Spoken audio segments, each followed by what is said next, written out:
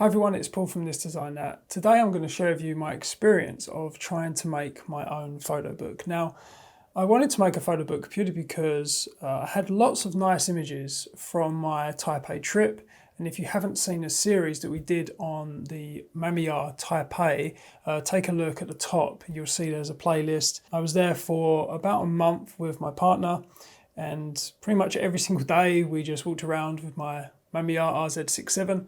And I got, some really nice pictures. I've been wanting to put all these pictures into some sort of book for quite a while, purely for more personal reasons, really. It's just nice to have something physical that you can just look back through and flick through the memories that you had. But also the idea was to make a batch, maybe of about 15 or 20, and I wanted to send them out to a few photo book shops and also art and design shops. A few that I come across in Taipei, actually. I wanted to send some to those, and I was also going to send them to some other YouTube channels that feature photo book and zines. So that was like the idea. I wanted to do everything in-house.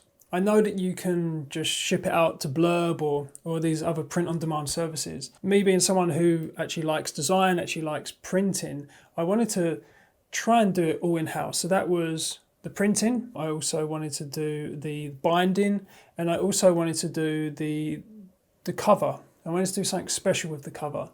I wanted the photo book to stand out. Now, when I'm looking around all these photo book shops, I'm always kind of aware of what is capturing my attention. And honestly, it's always the books that have something special to them. They have something special on the front cover, or they have something special on the spine. Even though I wasn't looking to make profits or huge amounts of money from it, I was trying to practice, creating something that did have a better chance of selling. So that was kind of the reason why I wanted to do it all in-house, because I knew that I could maybe, take more care and attention over all those small details. Also, if you've been following this channel, you'll know that, I've been slowly building up my spare room to be kind of like a print studio. I've got a paper cutter over here. I've got a screen printing vacuum table here. Just below me, I've got a foil press as well. So there are various different things that I can do, and I really do like to use them. So the first thing I did was send my film off to get scanned. I've got quite a lot here.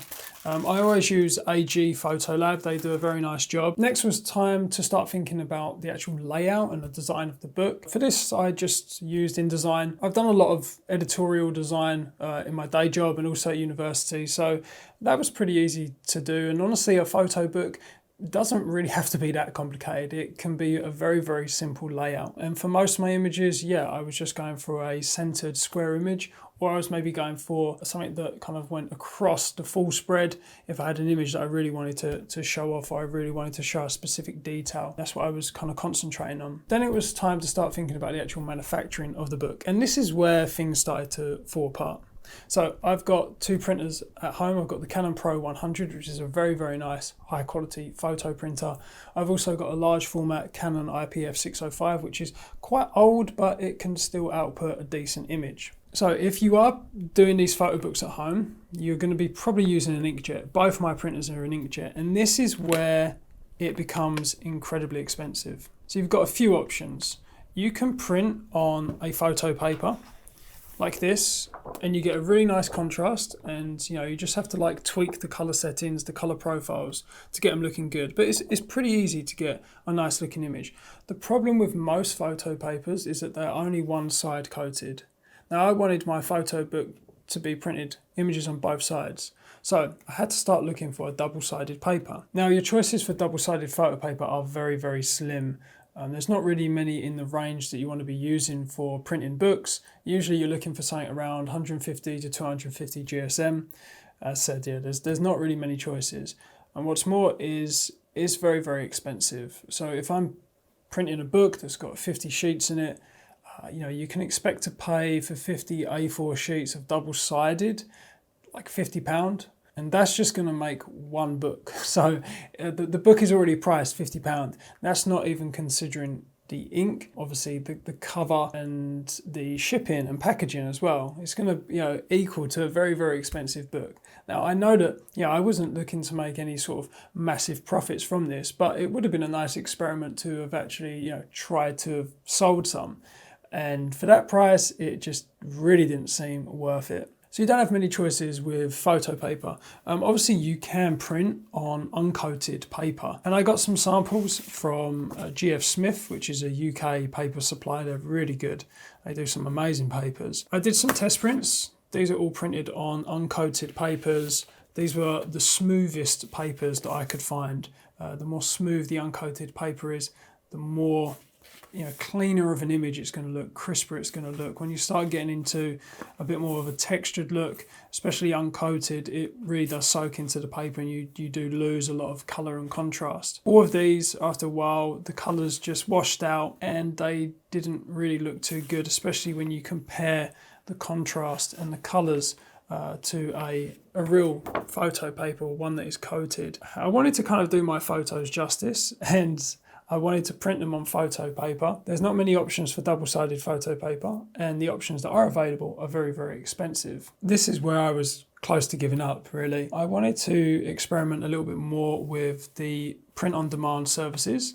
I got some samples from Blurb, and I also got some other samples from other print-on-demand suppliers.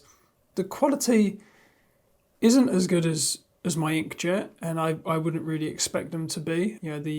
The Canon Pro 100, for instance, which I printed this test sheet on, it uses 8 colours and it does a really good job. It's almost equal to lab quality prints that I get. And the Blurb samples that I got here, I mean, they do print on lots of different types of papers, but I wasn't really too impressed with them, to be honest with you. And I've read online as well, Blurb they're not really highly rated. I mean, they are cheap, they are quick, but I guess, the quality kind of suffers from that. But I still didn't want to give up at that stage. So what I tried to do is I tried to get in contact with all of these print-on-demand services, and I asked if they could just simply print the inner pages. I thought that, okay, maybe if I can sacrifice the quality of the printed images in the book, maybe then I can at least get something printed for cheap. For Blurb, I'm looking at around, I think it was £10 to £15 to get these inner pages printed, which is obviously much cheaper than £50. So I thought I could maybe do that, and then I could bind them myself. So I could make my own hard cover. I come up with a few designs and experiments using some hot foil, but they all come back to me and said that it all has to be printed and bound all in their facilities. Basically, the machine does it all in one go. So basically my options were just to get the whole thing printed on Blurb and just go with a generic soft cover or a hard cover, which I wasn't really interested in doing. The whole point of this project was to try and do something special. I really did want to create something that was going to be eye-catching, and I kind of wanted to send it out to various different stores and YouTubers. I didn't want something generic. So the project pretty much stopped there once I realised that, doing it my way wasn't really possible. I decided, not to print a photo book at this stage. I really don't want to do anything generic with it. It was a really nice trip and something I always want to remember, and I would like to have something very special for it. So I'm going to hold off using the images, and really I just wanted to make this video just to kind of share my experience of trying to make my own photo book and kind of the problems that I come across. I have read online, other people trying to print their own photo books.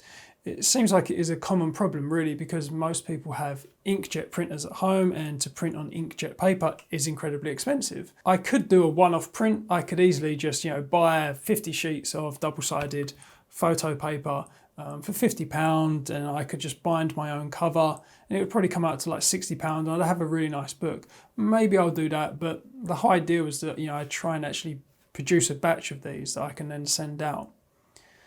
So it'd be interesting to know if people have come across this issue as well, and if you did actually find any way to solve it. So that is it for today. There's not really too much more to report on.